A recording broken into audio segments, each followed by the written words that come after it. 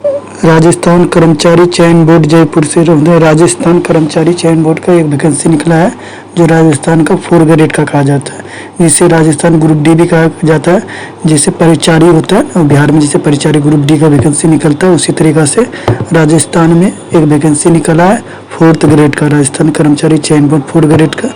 इसमें क्या क्या कहा गया है उसी के बारे में हम लोग देखते हैं। इसमें कहा गया प्रशासनिक सुधार विभाग के माध्यम से राज्य सरकार के अधीनस्थ न्यायालय कौन है, अधीनस्थ न्यायालय के अन्य संसदीय राजस्थान अनुसूचित क्षेत्र, तो ये वैकेंसी के बारे में दिया गया है।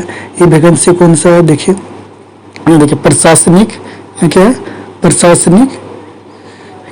प्रशासनिक सुधार विभाग के माध्यम से राज्य सरकार के विभागों अधीनस्थ कार्यालय के लिए राजस्थान चतुर्थ श्रेणी सेवा भर्ती, यानी कि राजस्थान 4 ग्रेड का वैकेंसी है। क्या है, 4 ग्रेड का वैकेंसी है चतुर्थ श्रेणी के लिए। कितना चतुर्थ श्रेणी और गैर आरक्षित यानी कि जनरल के लिए कितना वैकेंसी दिया गया है उसी के बारे में कहा गया। जनरल के लिए कितना है 46,931 और आरक्षित क्षेत्र कितना दिया गया 5522 वैकेंसी। टोटल बोलो कि कितना वैकेंसी दिया गया, टोटल वैकेंसी हो जाएगा 52,453 वैकेंसी राजस्थान कर्मचारी चयन बोर्ड की तरफ से दिया गया है।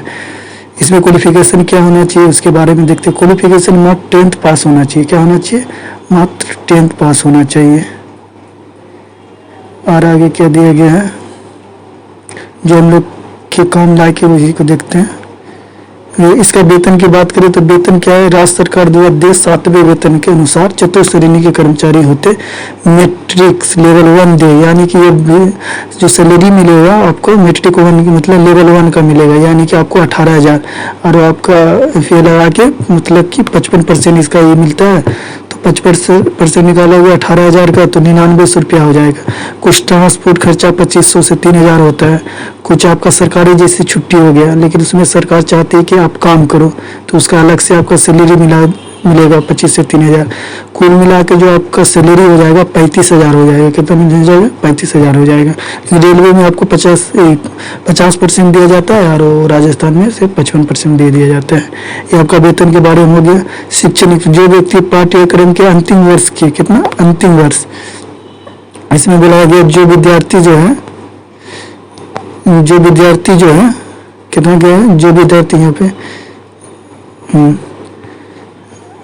जो विद्यार्थी जो है जो व्यक्ति पाठ्यक्रम अंतिम वर्ष की परीक्षा में उपस्थित हुआ सम्मिलित हो रहा है, जो नियमों में उल्लिखित पद के लिए शिक्षण योग्यता यानी मैट्रिक पास होना चाहिए।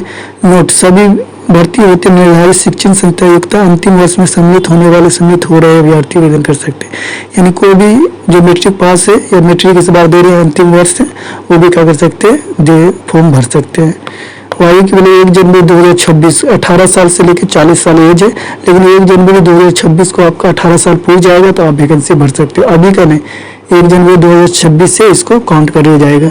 तो आप आराम से इसे फॉर्म मैट्रिक पास किए हो तो आराम से इस सब पास कर चुके हो या 18 साल हो चुका है, दोनों में से दोनों होना चाहिए, दोनों में किसी एक नहीं, दोनों होना चाहिए, ये फॉर्म आप भर सकते हो।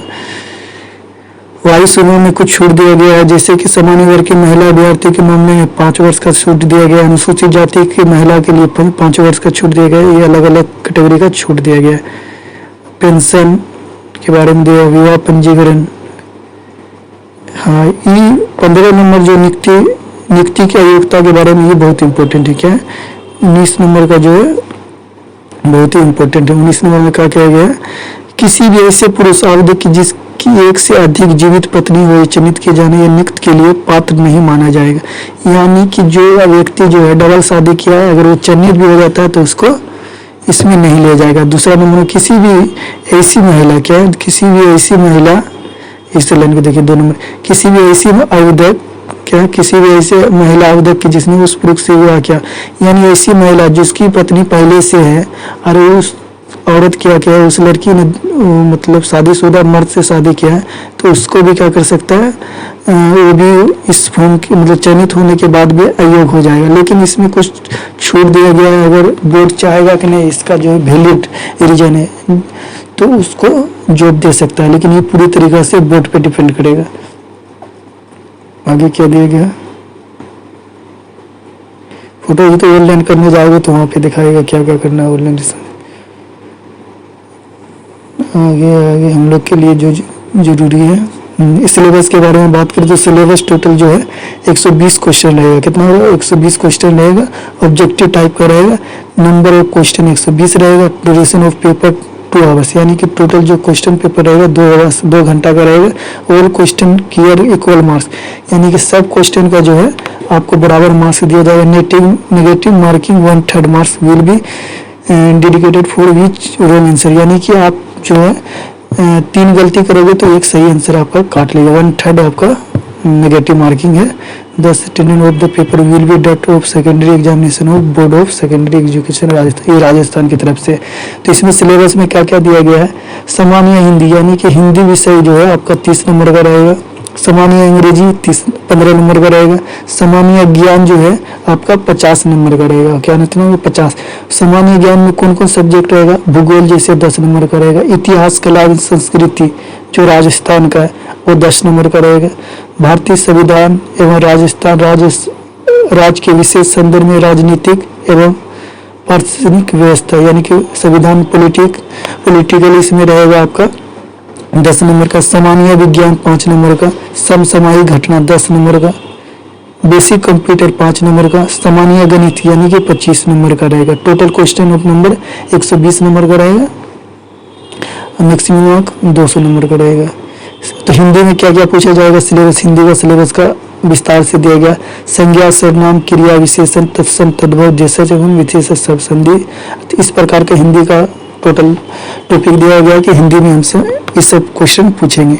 जनरल इंग्लिश में tense, sequence of tense, voice, active and positive narration, ये सब इंग्लिश में पूछा जाएगा। भूगोल में राजस्थान स्थिति विस्तार, भौतिक स्वरूप एवं भौतिक विभाजन, मुद्रा, प्रकृति, वनस्पति, वन संरक्षण, जलवायु, यह भूगोल में पूछा जाएगा।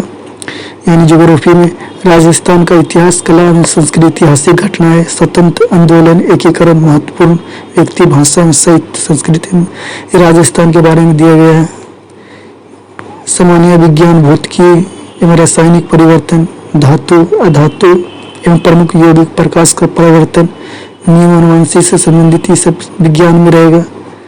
प्रमुख समसामयिक घटनाएं, खेल, राजनीतिक, अर्थव्यवस्था, सामाजिक, इस तरीका से आप देख सकते हैं कि सब सिलेबस रहेगा।